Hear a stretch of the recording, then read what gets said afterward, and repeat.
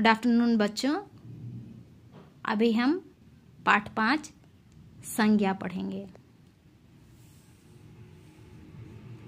संसार की प्रत्येक वस्तु का कोई न कोई नाम होता है।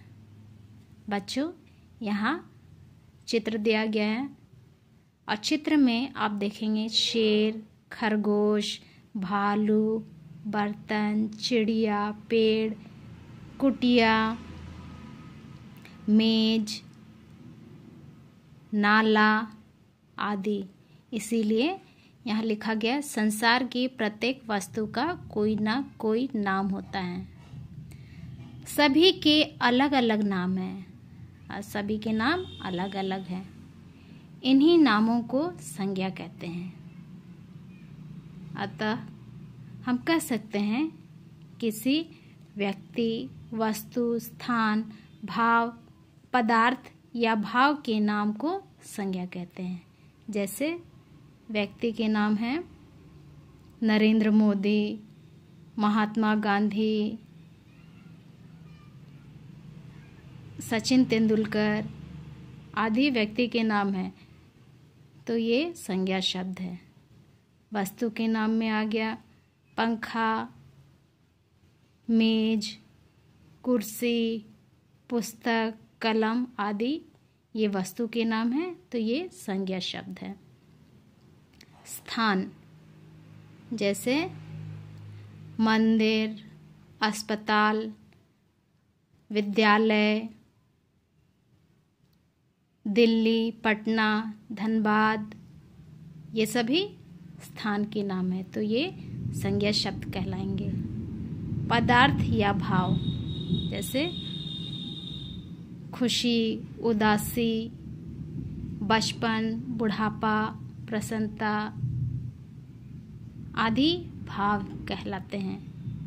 तो ये सभी नामों को संज्ञा कहते हैं। संज्ञा की 3 मुख्य भेद हैं। संज्ञा के 3 भेद हैं। पहला व्यक्तिवाचक संज्ञा, जातिवाचक संज्ञा,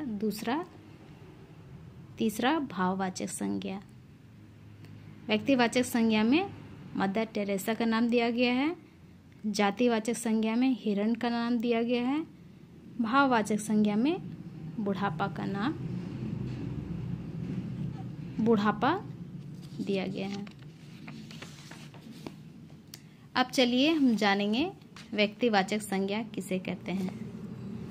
जिस शब्द से किसी विशेष व्यक्ति, वस्तु या स्थान आदि का पता चले उसे व्यक्तिवाचक संज्ञा कहते हैं। जैसे मीराबाई, ताजमहल, हिमालय, भगत सिंह, इसके अलावा लाल किला, अक्षरधाम, मंदिर, अस्पताल, ये सभी व्यक्तिवाचक संज्ञा के उदाहरण हैं, क्योंकि इनसे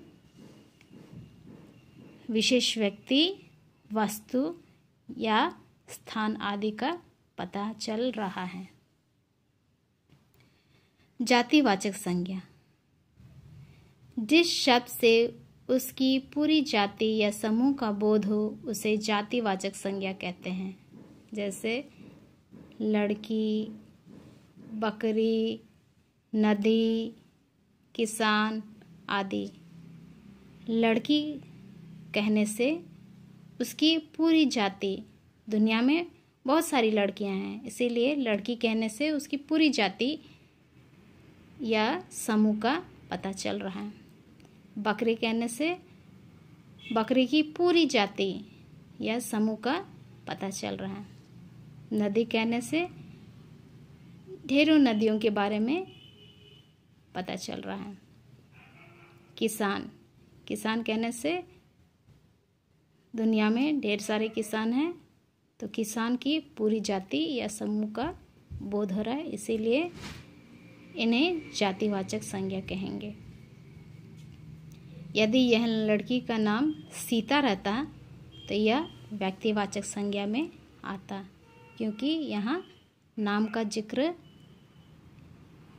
किया गया है और लड़की बोलने से जातिवाचक संज्ञा में आएगा यहाँ उसकी पूरी जाति का बोध हो रहा है।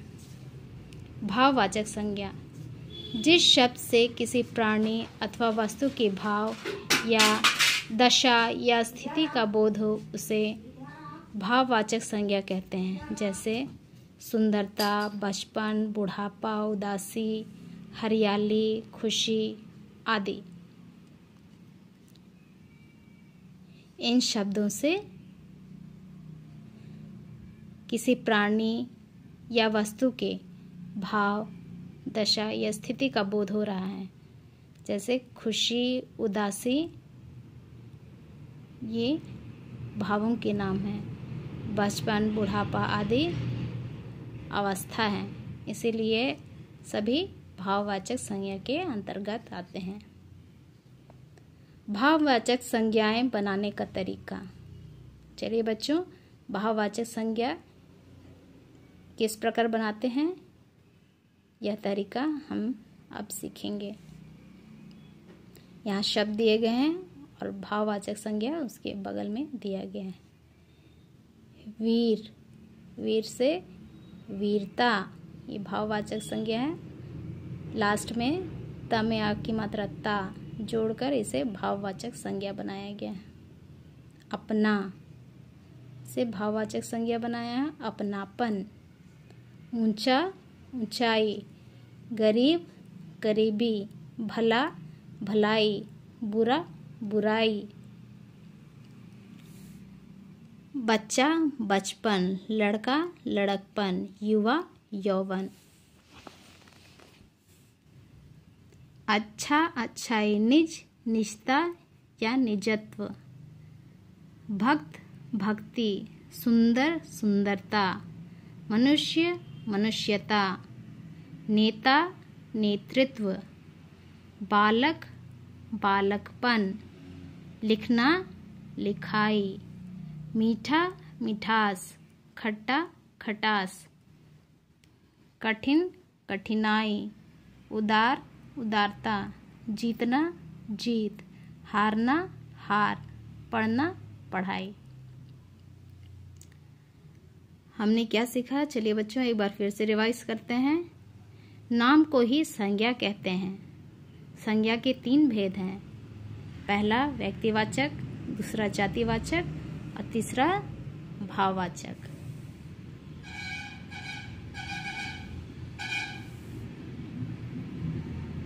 धन्यवाद।